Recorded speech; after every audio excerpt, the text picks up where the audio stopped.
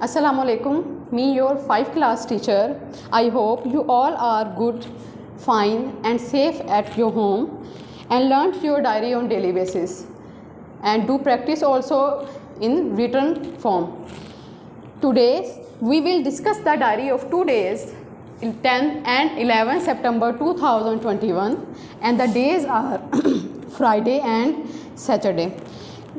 Now we move to our study with the subject of English. We start our essay today, which page is page number 14 on notes. Our essay name is fast food. Fast food, you have to start. Fast food is typically two are the best. आप पूरा essay learn करेंगे fast food. Let's start reading and after that I explain it also. Fast food is typically prepared and served quicker. Fast food जो है एक मखसूस तरीके से तैयार होता है और जल्दी पेश भी हो जाता है. It is high in fats and cholesterol. इसमें ज़्यादा तादाद में फ़ैट्स और कोलेस्ट्रॉल मौजूद होता है. It is opposite of traditional food. ये हमारे रवायती खानों या सकाफ़ती खानों का बिल्कुल मुतरादिफ या मुखालिफ है. It is less nutritional than all foods. ये तमाम खानों की निस्बत इसमें ग़िज़ाइयत कम होती है. Hotelling is its synonym. Hotelling इसकी खासियत है. Restaurant are its best source. Restaurants hotel इसकी सबसे बड़ा ज़रिया है. Fried chicken, burgers, pizza, shawarma, samosa, french fries, nuggets, noodles and wings are the fast food. Fried chicken, burger, pizza, shawarma, french fries, nuggets, noodle, ये तमाम चीज़ें जो हैं वो फास्ट फूड में शामिल होती हैं. It is easily prepared. ये बहुत आसानी के साथ तैयार हो जाता है. It is expensive too. ये महंगा भी होता है. It is harmful for health. ये हमारी सेहत के लिए नुकसानदेह है. It affects the stomach as well brain. ये हमारे दिमाग के साथ साथ हमारे मैदे पर भी असर अंदाज होता है. Soda water badly affects the respiratory system. ये निज़ाम तनफ़ुस के सोडा वाटर जो है निज़ाम तनफ़ुस को सांस लेने के अमल के ऊपर बहुत बुरी तरीके से असरअंदाज होता है. सोडा वाटर्स मीन जैसे फैंटा, शैंडे, पेप्सी, कोला, ड्यू, ये तमाम ड्रिंक्स जो हैं ये सोडा वाटर में इंक्लूड होती हैं. Fruits, vegetables, meat and home cooking are the best. फल, सब्जियां और गोश्त और घर के बनाए हुए खाने बेहतरीन हैं. ये सबसे अच्छे हैं. फ़ास्ट फूड की अगर हम बात करें तो ये आपका ऐसे है जो आप लोग फुल लर्न करेंगे. फ़ास्ट फूड जैसे कि उन्होंने मेंशन किया कि ये कुछ चीज़ें हैं fried chicken, noodle, nuggets, French fries, samosa etcetera, कि इसमें ये फ़ास्ट फूड में इंक्लूड होती हैं और ये मोर अट्रैक्टिव फूड है. लोग और बच्चे बहुत शौक़ से खाते हैं, लेकिन ये हार्मफुल है हमारी सेहत के लिए. इसको बहुत कम इस्तेमाल करना चाहिए. इवन कि हमें चाहिए कि हम वेजिटेबल, फ्रूट्स और घर के खानों का ज़्यादा से ज़्यादा इस्तेमाल करें. ये हार्मफुल किस तरीके से है, क्योंकि इसमें ऐसे स्पाइसेस और ऑयल्स यूज़ होते हैं जो कि हमारी स्टमक को डिस्टर्ब करते हैं, जिसकी वजह से बीमार होने का ख़दशा होता है. और इसमें ग़िज़ाइयत जो है वो बाकी खानों की निस्बत कम है. और ये जो हमारे रवायती खाने हैं जो हम नॉर्मली अपने घरों में खा रहे होते हैं, ये उसका मुतरादिफ हैं, उसके मुखालिफ हैं. चाहे ये जल्दी बन जाते हैं, लेकिन इसमें ग़िज़ाइयत और इसमें हार्मफुल इफ़ेक्ट बाकी खानों की निस्बत ज़्यादा हैं. ये हमारा ऐसे था फास्ट फूड जो आप लर्न करेंगे बहुत अच्छे तरीके से और इसकी रिटन प्रैक्टिस भी लाजमी करेंगे. विद स्पेलिंग आप लोग अच्छे से राइट करेंगे और स्पेलिंग को चेक भी करेंगे. और सेकंड थिंग ये कि आप जैसे कि हम मेंशन कर रहे हैं फ़ास्ट फूड, इसको पढ़ाने का पर्पस सिर्फ ये है कि आप घर के खानों के ऊपर ज़्यादा एम्फेसिस करें, ना कि फ़ास्ट फूड के ऊपर. फ़ास्ट फूड जो है वो जैसे आप मेंशन भी इसमें किया जा रहा है कि हार्मफुल है, सो इससे अवॉइड किया जाए. Now move to our next subject which is SST social study. जैसे कि आप जानते हैं हमारा यूनिट नंबर 7 स्टार्ट हुआ है. टॉपिक है आज हमारा 2 क्वेश्चंस हैं, इसको ज़रा अच्छे से रीड आउट करें। क्वेश्चन नंबर 2 का सेकंड पार्ट हमारा स्टार्ट है, जिसका लास्ट पैराग्राफ आज हम करेंगे एंड क्वेश्चन नंबर 3 का जो फर्स्ट पार्ट है उसका 4 कल्चर्स हैं, तो उसमें सिर्फ फर्स्ट वाला पंजाबी कल्चर जो है आज हम इसको रीड आउट करेंगे।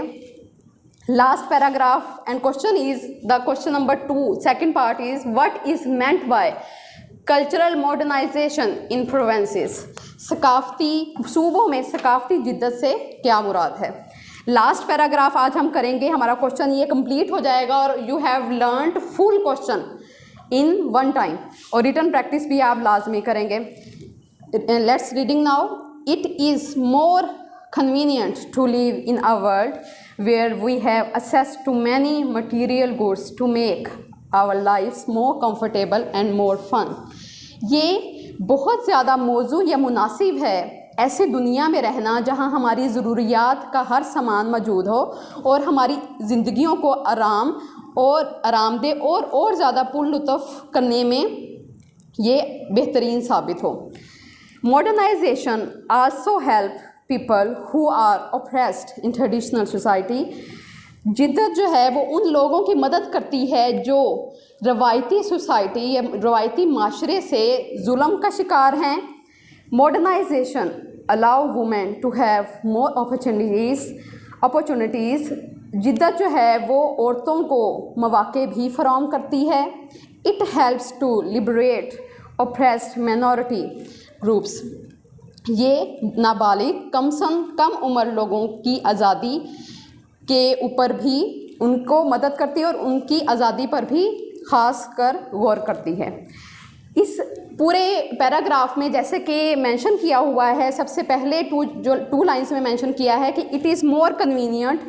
ये आसानियाँ कैसे पैदा करती है मॉडर्नाइजेशन, के हमारे लिए मुनासिब कैसे है कि जैसे कि आप अगर प्रीवियस कुछ टाइम पहले की बात करें, जब हम स्टार्टिंग में कुछ साल ऐसे थे जब जो सकाफ़ती लिहाज से या आप देखें कि तब वो सहूलतें वो आराइशें हमें प्रोवाइड नहीं थी जो अब मौजूद हैं। जैसे कि आप तब हैंड फैन जो है वो ज़्यादा यूज़ किए जाते थे। आज के जदीद दौर में मॉडर्नाइजेशन जैसे जैसे डेवलपमेंट आई, कंट्री प्रोग्रेस में आई, वो चीज़ें तब्दील होती गई। अब हैंड फैन की जगह फैंस ने ले ली, उसकी जगह आप देखें कि एयर कूलर है, एयर कंडीशनर है। ये तमाम चीज़ें हमारी कन्वीनियंस के लिए, हमारी सहूलत के लिए मौजूद हैं। दूसरे नंबर पे ट्रांसपोर्ट, जैसे कि स्टार्टिंग में ट्रांसपोर्ट बड़ी एक अहम मेजर प्रॉब्लम थी कि एक जगह से दूसरी जगह जाना, लेकिन अब इसी सहूलत, ये जो हमें सामान या मवाद जो प्रोवाइड किया, इसमें हमारे लिए बहुत कन्वीनियंट है कि हमने एक जगह से दूसरी जगह आसानी से विदिन फ्यू मिनट्स आप पहुँच सकते हैं लेटेस्ट टेक्नोलॉजी की वजह से। सेकंड है आपका कि हमारे जो सोसाइटी है उस पर कैसे वो रवायती सोसाइटी कैसे एम्फेसिस या जुल्म या ज़बरदस्ती कैसे बॉदर कर रहे थे कि आज से कुछ साल पहले अगर सकाफ़ती लिहाज से देखें तो हमारी सोसाइटी रिवायती लिहाज से उतनी प्रोग्रेस में, डेवलपमेंट में नहीं थी। बहुत सी ऐसी वाइसेस थी, ख़ुसूसन वट्टा सट्टा जो है वो ऐसी एक वाइस थी जो कि अब है लेकिन बहुत कम। लेकिन मॉडर्नाइजेशन ने प्लस डेवलपमेंट ने लोगों में अवेयरनेस जो है वो पैदा की और आहिस्ता आहिस्ता लोगों में ये जो वाइस है इसका ख़त्म होना स्टार्ट हो गई और लोगों में बेहतरी आना शुरू हो गई और नज़रियात के हवाले से भी। दूसरा ये कि लोगों को, औरतों को उन्होंने अपॉर्चुनिटीज़ प्रोवाइड की। अब हर फील्ड में आप औरत देखेंगे, आप स्पोर्ट की फील्ड में भी औरत मौजूद है, बैंकर भी है औरत, एक पायलट भी है औरत, एक पुलिस की आप देखें कि पुलिस वुमेन भी है। आप देखें कि हर फील्ड में आपको औरत जो है वो दिखाई देगी, क्योंकि जैसे जैसे मॉडर्नाइजेशन ने मुल्क में डेवलपमेंट को इनकरेज किया, इस तरीके से वुमेन्स जो हैं वो इस अपॉर्चुनिटीज़ से उन्होंने काफ़ी फ़ायदा उठाया। और जो हमारे कमसन नाबालिग लोग हैं उनके ऊपर जो जुल्म ज़्यादती या उनके ऊपर उनको आज़ादी की तरफ जो है ये मॉडर्नाइजेशन जो है वो लेकर गई। सेकंड हमारा क्वेश्चन है, क्वेश्चन नंबर 3 का फर्स्ट पार्ट आज हम स्टार्ट कर रहे हैं। Describe different types of culture. सकाफ़त की मुख्तलिफ अक़साम बयान करें। वेरियस टाइप्स ऑफ कल्चर, सकाफ़त की मुख्तलिफ अक़साम हैं। इस फुल क्वेश्चन में 4 कल्चर्स के बारे में मेंशन किया गया है। सबसे पहला है पंजाबी कल्चर, सेकंड है Sindh culture, Pakhtun culture and Baloch culture. ये 4 कल्चर्स हैं जो हम रीड आउट आज नहीं, लेकिन आज हम सिर्फ पंजाबी कल्चर को रीड आउट करेंगे। 4 कल्चर में से पंजाबी कल्चर, जैसे कि आप जानते हो कि पंजाब जो है वो पंजाब के प्रोविंस से पंजाबी कल्चर निकला है। यहाँ के जो रहने वाले लोग हैं वो कैसे ज़ुबान बोलते हैं, कैसे रहते हैं, या पंजाबी कल्चर में क्या क्या चीज़ें इंक्लूड होती हैं, या हम सकाफ़त में क्या क्या पंजाबी कल्चर में मौजूद है, ये तमाम चीज़ें हम आज पढ़ेंगे। Let's reading now. Punjab is the land of 5 reverse. Punjab जो है 5 दरियाओं की सरजमीन कहा जाता है उसको। 5 दरियाओं की सरजमीन में कौन कौन से दरिया आते हैं? सबसे पहले नंबर पे आता है 20, जिसको दरिया ब्यास भी कहते हैं। चन्नाब शामिल है, जहेलुम, रावी और सतलुज। ये 5 ऐसे दरिया हैं, इसी वजह से पंजाब को 5 दरियाओं की सरजमीन कहा जाता है कि इसमें पंजाब में ये दरिया मौजूद हैं। It is the biggest province by population which fulfill the needs of food in the country। ये जो सूबा है ये आबादी के लिहाज से बहुत बड़ा है और लोगों जो मुल्क में खुराक की ज़रूरत को भी पूरा करता है। It has the most fertile land of the Indo पाक सब कॉन्टिनेंट। ये बरसगीर पाको हिंद का बहुत ज़रखेज़ इसकी ज़मीन है। बरसगीर पाको हिंद की बहुत ज़रखेज़ ज़मीन इसमें मौजूद है। It has world's longest canal irrigation system. इसमें दुनिया का सबसे बेहतरीन नहरी आबपाशी का निज़ाम मौजूद है। The people of Punjab are known for their bravery. जो पंजाब के जो लोग हैं वो जाने जाते हैं। ब्रेवरी मीन्स अपनी बहादुरी की वजह से, जेनरोसिटी मीन्स फराग दिली की वजह से, गुड डाइट मीन अच्छी खुराक की वजह से, एंड हॉस्पिटैलिटी मीन्स मेहमान नवाजी की वजह से।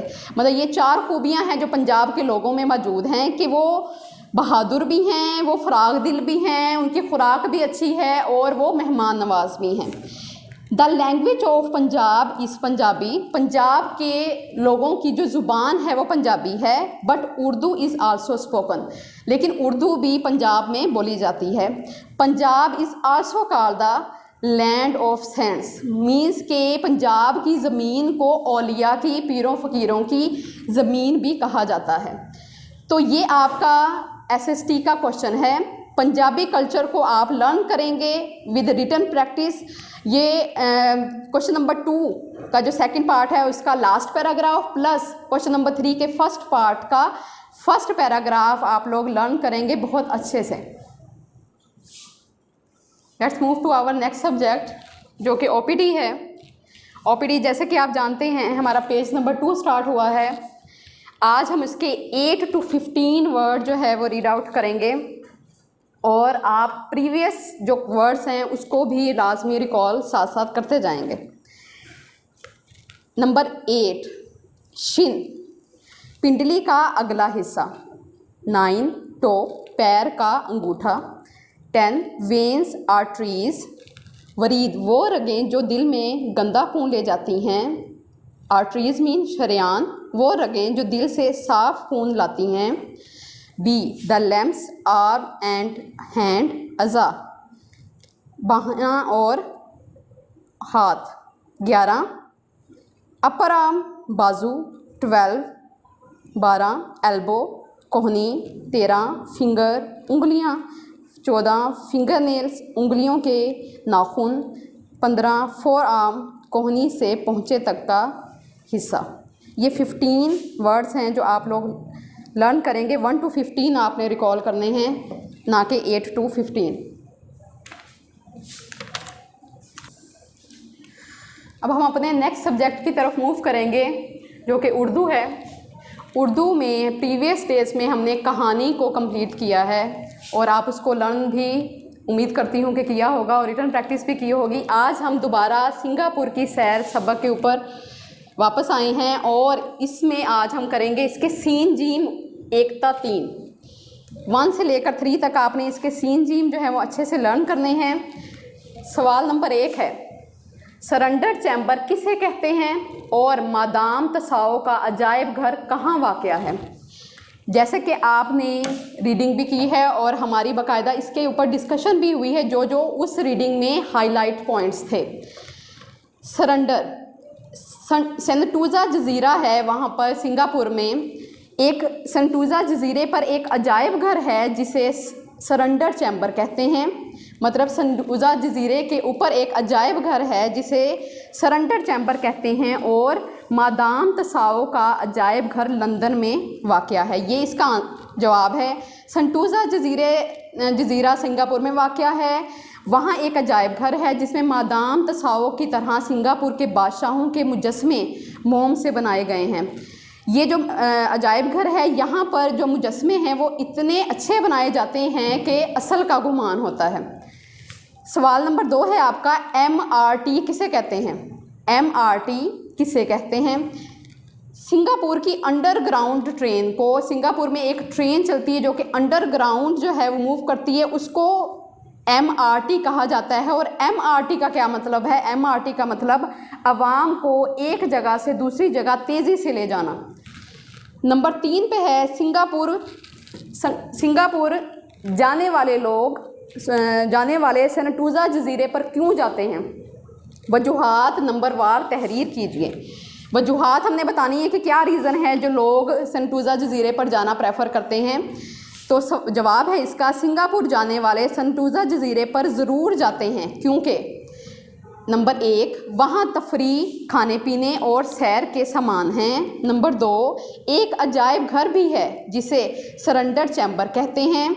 नंबर 3, इसमें होटल और पार्क हैं। नंबर 4, वहाँ पानी का एक हैरत अंगेज़ शो होता है। ये 4 ऐसी रीज़न्स हैं, ऐसी वजूहात हैं जिसकी वजह से लोग जो हैं सेंटोसा जजीरे पर जाना पसंद करते हैं। क्यों? ये एक कंप्लीट पैकेज है लोगों की तफरीह के लिए। और पानी का हैरत अंगेज़ शो मतलब कि वहाँ पानी का एक हैरत अंगेज़ शो, पानी मौसीकी की धुन पर नाचता है, पानी का फव्वारा आसमान की तरफ बुलंद होता है और इसके साथ रंग उड़ाए जाते हैं जो कि इंतहाई खूबसूरत दिखाई देते हैं। सो ये आपकी उर्दू की डायरी है। आप 1 से 3 तक क्वेश्चन जो हैं वो लर्न प्लस राइट भी करेंगे। अस्सलाम वालेकुम students, now we start our next subject which is science. जैसे कि आप जानते हैं कि हम साइंस के यूनिट नंबर 14 जो है वो हमारा कंटिन्यू है, उसकी रीडिंग जो है वो हम कर रहे हैं। आज हमारी रीडिंग का पेज नंबर है 94 + 95। आज हमारे यूनिट नंबर 14 जो मैग्नेटिज्म है उसकी रीडिंग जो है वो फिनिश हो जाएगी। हमारे पास जो इसका 3rd पैराग्राफ था उसका नेम है कंपस निडल। पेज नंबर 94 आप ओपन करेंगे बुक्स का। मैं साथ साथ जो है वो आपको रीडिंग करती जाऊंगी और साथ ही आपको एक्सप्लेन करती जाऊंगी कि इसमें क्या लिखा हुआ है। We know that a freely turning bar magnet always comes to rest in the north south direction.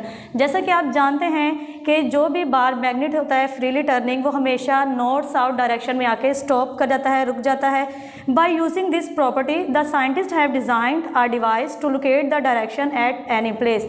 तो हमारे जितने भी साइंटिस्ट हैं उन्होंने किसी भी जगह पर डायरेक्शन सिंथ मालूम करने के लिए जो है वो एक आला जो है वो तैयार किया, उसको डिज़ाइन किया उस डिवाइस को। This device is known as compass और कंपस निडल। अब वो डिवाइस का नेम क्या है? उस आले का नाम कंपस है, मीन सिंथ बताने वाला आला, और कंपस निडल मीन ऐसी सुई जो हमें सिंथ बताएगी कि हम किस जगह जो है वो खड़े हैं। अ compass consist of a needle like magnet which is pivoted at its centre. अब कंपस निडल जो है वो कैसी होती है?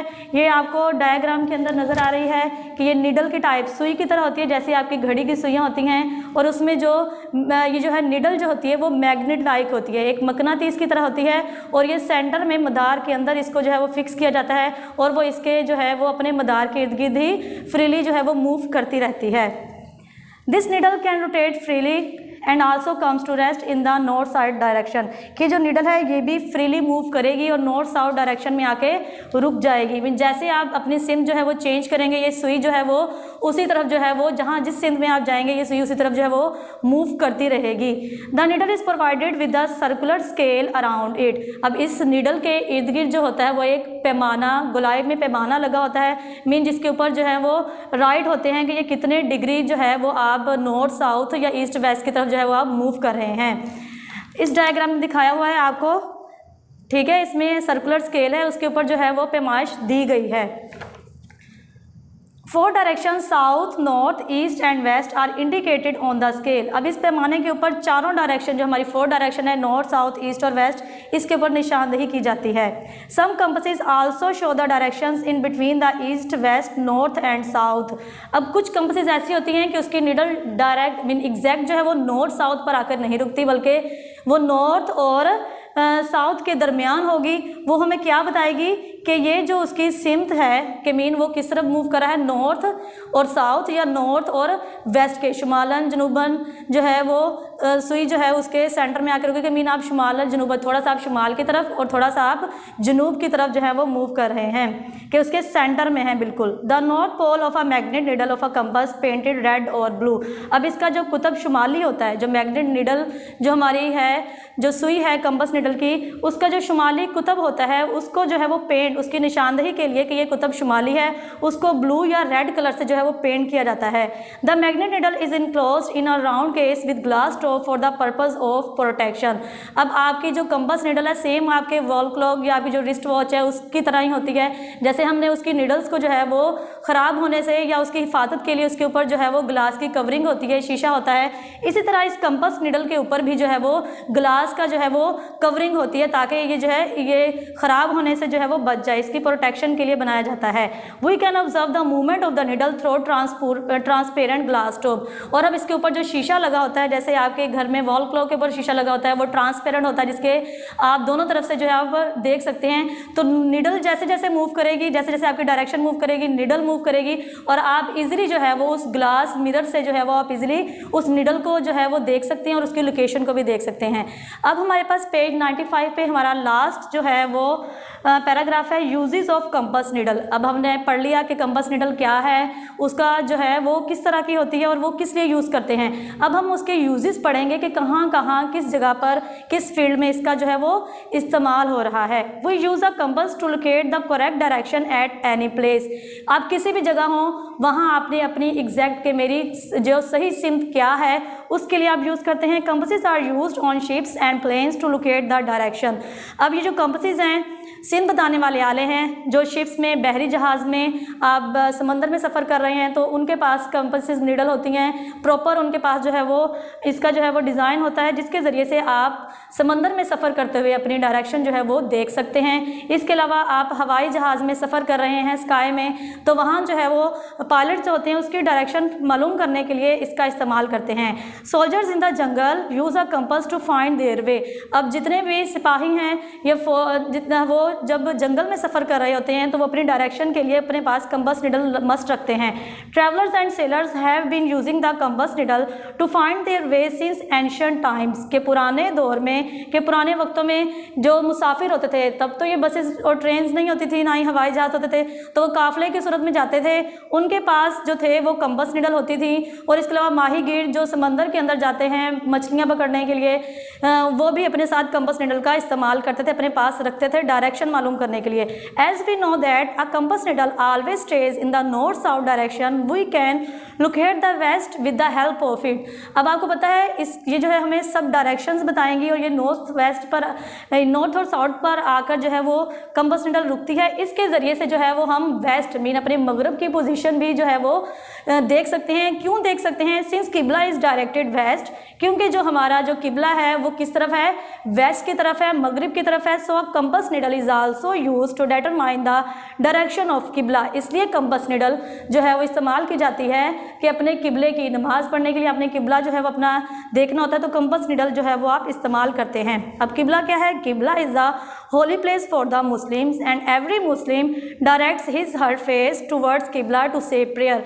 किबला जो है वो हम मुसलमानों की मुकद्दस जगह है जिसकी तरफ हम मुँह करके जो है वो जितने भी मर्द औरत हैं नमाज अदा करते हैं। आपने देखा होगा मोस्टली अब जो है वो सऊदी अरब में कुछ ऐसे जो हैं वो जाए नमाज भी आपको मिल रहे हैं जिसके सेंटर में कंपास निडल जो है वो फिक्स होती है, प्लास्टिक का, उसके ऊपर ग्लास टॉप होता है, जिसकी मदद से आप जहाँ भी सफ़र के दौरान जा रहे हों, आपको सफ़र के दौरान डायरेक्शन ना पता लगे, किबले का ना पता हो, तो आप इजीली उस प्रेयर मैट को जो है आप जब बिछाएंगे तो आपको इजीली जो है वो निडल जो है वो बता देगी कि वेस्ट की डायरेक्शन कहाँ है, तो आप उस तरफ फेस करके अपनी नमाज जो है वो अदा कर सकते हैं। यहाँ तक हमारी रीडिंग आज की जो है वो फिनिश हो चुकी है। यू नो वेरी वेल, हमारे यूनिट नंबर 14 साइंस की रीडिंग जो है वो कंप्लीट हो चुकी है। आई होप आपको इसका कॉन्सेप्ट आ गया होगा। आपने जितनी इन्फॉर्मेशन इस चैप्टर में पढ़ी है, देखी, आप सुनी है, आप अपने फेलोज़ के साथ, अपनी फैमिलीज़ के साथ जो है इसको ज़रूर शेयर करेंगे और इस कंपास नीडल का जो है वो यूज़ करना भी आप मस्ट जो है वो करेंगे। Let's we move our next subject. Next subject है हमारा मैथ्स। मैथ्स में हमने यूनिट नंबर 6 ही हमारा चल रहा है, यूनिटरी मेथड, उसकी हम सेकंड एक्सरसाइज 6.2 करेंगे और साथ ही आप नंबर टेबल 18 जो है वो लर्न करेंगे। एक्सरसाइज 6.2 स्टार्ट करने से पहले मैं आपको थोड़ा सा जो है वो इसका मेथड बताती हूँ कि इसको करने का तरीका क्या होगा, आप इस क्वेश्चन को कैसे समझेंगे। इसमें हमारे पास 2 मेथड्स आएंगे इस क्वेश्चन के अंदर। कल जो आपने लास्ट 2 ब्लैंक्स पढ़ी थी यूनिट नंबर 6 की ऑब्जेक्टिव, उसमें मैंने आपको 2 ब्लैंक्स बताई थी इन्वर्स और डायरेक्ट प्रोपोर्शन के बारे में। अब यही 2 मेथड इस पूरी एक्सरसाइज में जो है वो यूज़ होंगे, लेकिन आप कंफ्यूज मत होइएगा। इसमें आप सबसे पहले इन 2 कॉन्सेप्ट्स को जो है वो समझेंगे, डायरेक्ट और इन्वर्स को समझेंगे। डायरेक्ट किसे कहते हैं? डायरेक्ट मेथड क्या है कि अगर आपके पास 2 चीज़ें हैं, दोनों इंक्रीज़ हो रही हैं या दोनों डिक्रीज़ हो रही हैं, तो हमारा कौन सा मेथड कहलाएगा? डायरेक्ट मेथड कहलाएगा। डायरेक्ट मेथड में आप पहले डिवाइड करेंगे और फिर क्या करेंगे? मल्टीप्लाई। इजी वे समझने का, डी से डायरेक्ट, डी फॉर डायरेक्ट, और डी से ही आप डिवीजन करेंगे। अपने माइंड में ये रखेंगे, पहले हमने डिवाइड करना है एंड देन मल्टीप्लाई। अब नेक्स्ट हमारे पास दूसरा जो मेथड होगा वो है इन्वर्स। इन्वर्स किसे कहते हैं कि अगर चीज़ जो है वो बढ़ रही है, इंक्रीज़ हो रही है, और दूसरी चीज़ डिक्रीज़ हो रही है, या पहले डिक्रीज़ हो रही है और दूसरी चीज़ उसकी अमाउंट जो है वो इंक्रीज़ हो रही है, तो हम इन्वर्स मेथड करेंगे। और इन्वर्स का जो है वो आप ऑपोजिट करेंगे डायरेक्ट का, पहले मल्टीप्लाई एंड देन डिवीजन। अब आपने स्टेटमेंट बनानी 6.1 में यकीनन आपने सीख ली होगी और आपने प्रैक्टिस की भी की होगी। 6.1 की स्टेटमेंट आपको मैं बनाना सिखा दूंगी। इजी है बहुत ज़्यादा। आप क्वेश्चन नंबर 1 को पहले रीड आउट करेंगे पेज नंबर 95 पर। 2 क्वेश्चंस करेंगे आज हम इसके, और इन 2 क्वेश्चंस में दोनों मेथड यूज़ हो रहे हैं। आप पहले क्वेश्चन को रीड आउट करोगे, फिर इसे समझोगे कि इसमें डायरेक्ट मेथड है या इन्वर्स मेथड है। क्वेश्चन नंबर 1 है 12 farmers harvest the crops in 20 hours. पहले आप फर्स्ट लाइन को देखें, क्योंकि फर्स्ट लाइन की आपकी फर्स्ट स्टेटमेंट बनेगी कि 12 जो हैं वो फार्मर्स हैं, किसान हैं, वो 20 घंटों में जो हैं वो अपनी फसल को जो है वो कटाई करते हैं। 20 घंटों के अंदर 12 फार्मर फसल की कटाई करते हैं। हाउ मैनी फार्मर्स, अब आपको मैंने बताया था कि हाउ मैनी के साथ जो वर्ड होगा आप वही वर्ड जो है वो मालूम करेंगे हमने। अब हाउ मैनी के साथ क्या लिखा है? फार्मर्स लिखा हुआ है, मीन हमने फार्मर्स को जो है वो देखना है कि कितने फार्मर्स हैं। Will be required to do the same work in 15 hours के, अब आप बताएं 15 घंटों में कितने फार्मर जो हैं वो अपना काम कंप्लीट करेंगे। अब देखिए आपको इसमें लग रहा है, क्या पता लग रहा है कि हमारे पास आवर्स 2 टाइम बताए गए हैं और आवर्स सेकेंड टाइम जो है वो क्या हो रहा है?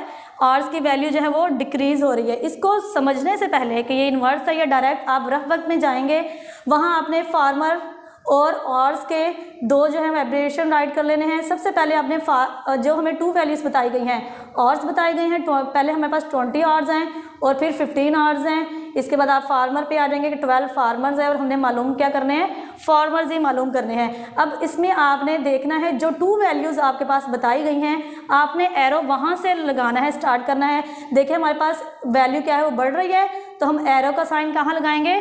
जो अमाउंट बड़ी है उसकी तरफ लगाएंगे। और जो हमने फार्मर का जो है वो एरो उसके बिल्कुल ऑपोजिट लगाना है। अंडरस्टूड? कि मीन हमारे पास घंटे कम हुए तो मीन हमारे पास फार्मर क्या हो जाएंगे?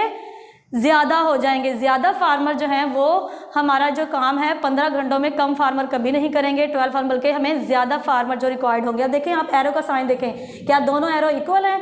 बिल्कुल नहीं, इक्वल नहीं है, ऑपोजिट जा रही हैं कि आवर्स हमारे जो हैं वो कम हो रही हैं मीन, और फिर हमारे जो फार्मर जो हैं वो क्या होंगे? ज़्यादा होंगे। तो मीन ये कौन सा मेथड है? इन्वर्स मेथड है। इसके दोनों एरो जो हैं वो ऑपोजिट हैं। अब इसकी स्टेटमेंट बनाएंगे। फर्स्ट से आप बनाएंगे क्रॉप हार्वेस्ट इन 20 आवर्स बाय, कि 20 घंटों में कितने फार्मर्स काम करते हैं? 12 फार्मर्स जो हैं वो फसल की कटाई करेंगे। सेकंड आपको पता है कि हमारे पास 20 और 15 तो बताया गया है, लेकिन हमने 1 की वैल्यू मालूम करनी है। ठीक है, 1 की वैल्यू मालूम करने के लिए आप क्या करेंगे? Crops harvest in 1 hour by. अब आपको पता है कि जैसा हम इन्वर्स है, इन्वर्स में हम सबसे पहले मल्टीप्लाई करते हैं। 12 मल्टीप्लाई 20 करेंगे। जब आप 12 और 20 को मल्टीप्लाई करेंगे तो आपके पास आंसर क्या आएगा? 240 आएगा। अब थर्ड स्टेटमेंट आपकी है क्रॉप्स हार्वेस्ट इन 15 आवर्स बाय, के 15 घंटों में कितने किसान जो हैं वो फसल की कटाई करेंगे। आपके पास ऊपर मल्टीप्लाई करके क्या आंसर आया था 240 डिवाइडेड बाय आपने 15 आवर के साथ डिवाइड करेंगे। डिवाइड कैसे करते हैं, आप रफ वर्क में करेंगे, पेंसिल से ये वर्क यूज़ करेंगे। आपने 15 का टेबल पढ़ना है जहाँ 24 से लेस देन अमाउंट आए। 15 वन टाइम, इसलिए हम लेस देन 15 ही कहेंगे कि 2 टाइम जो है वो 30 हो जाएंगे। अब आपने 4 में से 5 कभी भी माइनस नहीं होते, यहाँ से आपने 2 से कैरी लिया वो 14 बन गया। 14 में से जब आपने 5 माइनस किया तो आपके पास 9 आ गया। 0 जो था 240 का वो हमारे पास नीचे आएगा। अब आप 15 का टेबल पढ़ेंगे कि जिस पर 90 आए, 15 6 टाइम 90 आएगा, तो हमारा आंसर क्या रहेगा 16 फार्मर्स। ठीक है, कि आपके आर जो हैं वो कम हुए हैं तो आपके फार्मर्स की तादाद बढ़ जाएगी। तो दोनों वैल्यू में डिफरेंस है, एक डिक्रीज हो रही है और आंसर हमारा इंक्रीज हो रहा है, इसलिए कौन सा मेथड था, इनवर्स मेथड था।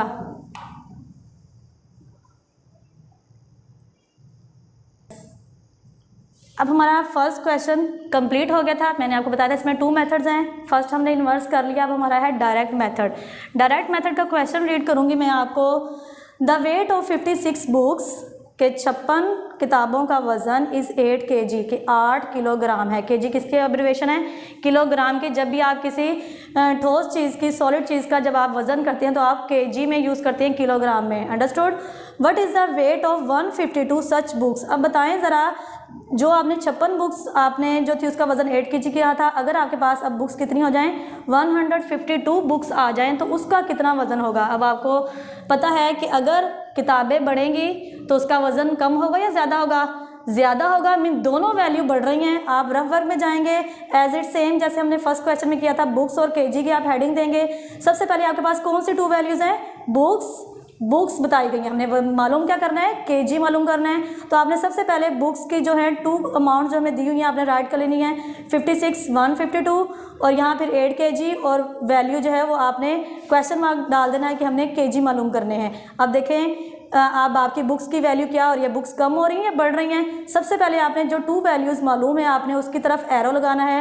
एरो जो है वो आपका नीचे को शो करेगा कि नीचे को वैल्यू जो है वो बढ़ रही है। अब देखें आपको पता है बुक्स के बढ़ने से उसका वेट भी क्या होगा, बढ़ेगा। तो इन दोनों का एरो कहाँ आ जाएगा, नीचे की तरफ आएगा। सेम एरो हैं इस दोनों के, मीन ये कौन सा मेथड है, डायरेक्ट मेथड है। अब हम आ जाएंगे इसके सॉल्यूशन की तरफ। सॉल्यूशन के बाद आपने स्टेटमेंट राइट करनी है एज इट। आपने क्वेश्चन से स्टेटमेंट बनानी है। वेट ऑफ 56 बुक, जो वैल्यू आपको 2 टाइम जो है वो दी गई होती है उसकी आप स्टेटमेंट बनाते हैं, और जो वैल्यू आपने फाइंड आउट करनी होती है वो इक्वल की ऑपोजिट साइड पर राइट करते हैं। Weight of 56 books is 8 kg। Second वही स्टेप कि आपने 56 और 152 तो हमें पता है, लेकिन हमने क्या करना है, 1 की वैल्यू मालूम करनी है। Weight of 1 book is equal to 8/56। अब आपको पता है कि ये डायरेक्ट मेथड है, डी फॉर डिवीजन। हम सबसे पहले डिवीजन करेंगे 8/56 की। अब आप जो है इसकी कटिंग करेंगे, 8 का टेबल पढ़ेंगे आप 56 तक, या आप ऐसा कर लें कि 8 के टेबल पे दोनों को कट कर लें, 8 1 टाइम 8 एंड 8 7 टाइम 56। हमारे पास क्या आंसर है, 1/7 आ गया। अब हमने मालूम कितनी बुक्स करनी है, 152, और ज़्यादा वैल्यू मालूम करने के लिए आप क्या करते हैं, मल्टीप्लाई करते हैं। हमारे पास जो आंसर आया 1/7, उसको आप जो है वो थर्ड स्टेटमेंट पे राइट करेंगे। Weight of 152 books is equal to 1/7 and multiply 152/1। 1 हमने क्यों लगाया है, हमने वैल्यू को इक्वल करने के लिए, जैसे कि आप प्रीवियस एक्सरसाइज 6.1 में ये मेथड कर चुके हैं। अब हम क्या करेंगे, 152 1 टाइम 152 और 7 1 टाइम 7। अब ये हमारे पास क्या हो रहा है, डिवाइड हो रहा है। हमेशा बड़ी वैल्यू को हम जो है वो डिवीजन में रखते हैं और स्मॉल वैल्यू को बाहर, और उसको डिवाइड करते हैं। 7 आप देखें 1 है। अब पहले आप एक वैल्यू लेकर देखेंगे क्या इसके ऊपर डिवाइड होगा, 7 1 पे नहीं होगा, तो हम 2 वैल्यूज़ लेंगे। 7 मीन 7 का डबल पड़ेगा जहाँ 15 के बहुत ही करीब वैल्यू है, तो कौन सी वैल्यू आएगी, 7 2 टाइम 14 आएगा। 5 में से 4 आपने माइनस किया तो आपके पास 1 आ गया। अब कभी भी 7 के ऊपर 1 जो है वो डिवाइड नहीं होगा, तो हम क्या करेंगे, ऊपर से अपनी वैल्यू को नीचे लेकर आएंगे, वो 12 बन जाएगा। अब 7 का टेबल अगेन पढ़ेंगे, 7 1 टाइम 7, छोटी वैल्यू 7 ही है। अब 12 में से 7 जाएंगे तो आपके पास क्या आंसर आएगा, 5 आएगा। अंडरस्टूड। अब आपके पास देखें नेक्स्ट वैल्यू फिनिश हो गई है, तो हम क्या करेंगे, हमें 0 की ज़रूरत पड़ी है, तो हमेशा 0 के लिए आप क्या लगाएंगे, डेसिमल लगाएंगे ऊपर, पॉइंट ऊपर लगेगा और नीचे वैल्यू के साथ भी लगेगा, और डेसिमल के ज़रिए से आपको बहुत सारे ज़ीरो हासिल होते हैं। आप किसी भी वैल्यू में आपको ज़ीरो की ज़रूरत पड़ेगी, आप आगे जो है वो नेक्स्ट डिवीजन में लगा सकेंगे। अब पहले आपने ज़ीरो ऊपर जो है वो 152 पॉइंट के बाद लगाना है, फिर आप उस ज़ीरो को नीचे 5 के साथ लेकर आएंगे, वो 50 बन जाएगा। 7 का टेबल 7 तक पढ़ेंगे तो आपके पास 49 आएगा। अब 0 में से 9 नहीं माइनस होते, 5 से कैरी लेंगे, 10 में से 9 गए तो आपके पास 1 आंसर आएगा। फिर हमें देखें यहाँ, फिर हमें किसकी ज़रूरत पड़ी है, 0 की। आप अगेन डेसिमल पुट नहीं करेंगे, डेसिमल एक बार ही लगाएंगे, सिर्फ आप सेकेंड टाइम 0 ऊपर वैल्यू में पुट करेंगे और उस 0 को नीचे लेकर आएंगे। तो क्या हो जाएगा, 7 1 टाइम 7 हो जाएगा। 10 में से जब आप 7 माइनस करेंगे तो आपका आंसर क्या आ जाएगा, 3 आ जाएगा। हमेशा डेसिमल का रूल है कि डेसिमल के बाद जस्ट आप जो है वो 2 डेसिमल प्लेस या 3 तक जो है वो वैल्यू राइट कर सकते हैं, इससे आगे जो है वो आप मत करें। ये हमारा नॉन टर्मिनेटिंग, ठीक है, डेसिमल है कि इसके में हमारा कंप्लीट जो है वो डिवाइड नहीं हो रहा, इसलिए आप बस पॉइंट के बाद 2 वैल्यूज़ तक स्टॉप कर दोगे इस क्वेश्चन को, और हमारा वेट कितना आ जाएगा, फिर 152 बुक्स का 21.71 kg। ये साइन लगाना मस्ट, यूनिट लगाना मत भूलिएगा। जो आपने वैल्यू के फर्स्ट में यूनिट लगाया होता है वही यूनिट जो है वो आपका लास्ट जो है वो आंसर में जो है वो आप राइट करते हैं। आई होप सो आपको इन 2 क्वेश्चंस की इजीली जो है वो समझ आ गई होगी। Do practice at home also. Now students we move to our next subject, वो है इस्लामियात। सबक है वादे की पाबंदी, उन्वान है अमली काम प्लस खुशी के आदाब। पहले हम अमली काम जो है उसका क्वेश्चन रीड आउट करेंगे। आपका नोट्स का पेज नंबर 9 है। दरअसल हदीस का तर्जमा पढ़ें और इसमें मौजूद मुनाफिक की निशानियाँ कापी में लिखें। आयतुल मुनाफिकी सलासा, इज़ा हद्दासा काज़बा, व इज़ा वादा अखलाफा, व इज़ा तुमीना खाना। ठीक है, अब आप इस हदीस को पढ़ते हुए मुनाफिक की 3 निशानियाँ बताएंगे। पहली निशानी है जब बात करता है तो झूठ बोलता है कि अपनी बातों में वो झूठ का इस्तेमाल करेगा। नंबर 2 है जब वादा करता है तो वादा खिलाफी करता है, अपने कोलो फेल से मुकर जाता है। नंबर 3 जब उसके पास अमानत रखवाई जाए तो इसमें खयानत करता है। कोई भी उसके पास कोई भी चीज़ रखवाई जाए तो उसमें वो लाजमी खयानत करेगा, उसे पूरी उसके जो है वो मालिक को वापस नहीं करेगा। ये 3 पॉइंट्स है, इनको आपने जो है वो रिटर्न प्रैक्टिस मस्ट करनी है। साथ ही इसके साथ हमारे पास आदाब हैं। आदाब कौन से हैं, खुशी के आदाब हैं। ये आप अपने अल्फाज में भी बयान कर सकते हो कि अगर आपको कोई खुशी होगी तो आप उसे कैसे जो है वो शो करोगे। नंबर 1 है 2 नफल अदा करके अल्लाह का शुक्र अदा करना चाहिए। नंबर 2 है खुशी के मौके पर अल्लाह का शुक्र अदा करते हुए इंतहाई सादगी से खुशी मनानी चाहिए। नंबर 3 है खुशी के मौके पर चुपचाप रहना और मुंह बनाए रखना अच्छी बात नहीं। नंबर 4 पे है ईद और शादी ब्याह के मौके पर अच्छा लिबास पहनना और उम्दा खाना खाना सुन्नत है। नंबर 5 है त्यौहार के मौके पर सफाई और सुथराई का एहतमाम करना चाहिए कि अगर आपके घर में कोई भी सेलिब्रेशन है, ईद है या कोई भी वैसे ही सेलिब्रेशन है कोई, तो आप लाजमी तौर पे अपने घर की सफाई सुथराई का एहतमाम करेंगे। नंबर 6 है खुशी मनाते हुए इस्लामी ज़ौक़ और इस्लामी हदायत का ख्याल रखना चाहिए कि हमें कोई भी ऐसी बात नहीं करनी चाहिए जो इस्लाम के ख़िलाफ़ हो।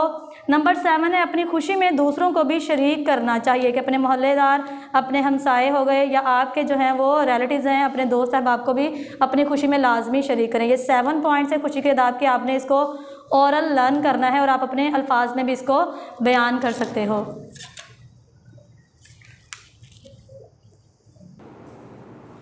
अस्सलामुअलैकुम वरहमतुल्लाहि वबरकातुहू। कुरान 5 की कुरान टीचर हूँ। उम्मीद करती हूँ कि सब बच्चे ठीक होंगे। आज हम कुरान का पढ़ेंगे। आज की 10 और 11 तारीख की डायरी जो है हमारे पास है। पारा नंबर 7 सूरतुल माइदा की आयत नंबर 91 था 95 प्लस नमाज रकू की दुआ ता ज़ाइद दुआएं मा तर्जमा दोहराई। तो सबसे पहले हम पारे का पढ़ेंगे। आऊज़ु बिल्लाहि मिनश शैतानिर रजीम बिस्मिल्लाहिर रहमानिर रहीम। पारा ओपन करके फिंगर रख के रिपीट कीजिएगा पीछे से।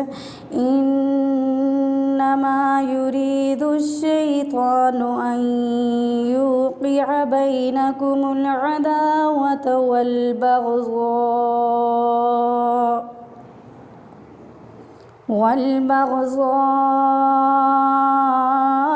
फ़िल ख़म्रि वल मैसिरि व यसुद्दकुम अन ज़िक्रिल्लाहि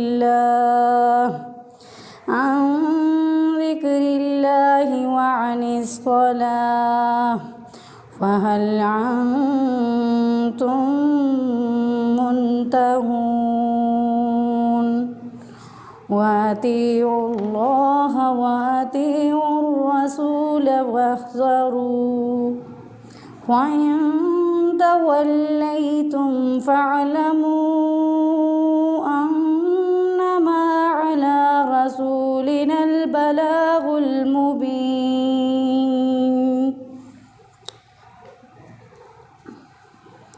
लैसा अलल्लज़ीना आमनू व अमिलुस्सालिहाति जुनाहुन फ़ीमा तइमू इज़ा मत्तक़ौ व आमनू व अमिलुस्सालिहाति सुम्मा इत्तक़ौ व आमनू सुम्मा इत्तक़ौ व अहसनू वल्लाहु युहिब्बुल मुहसिनीन।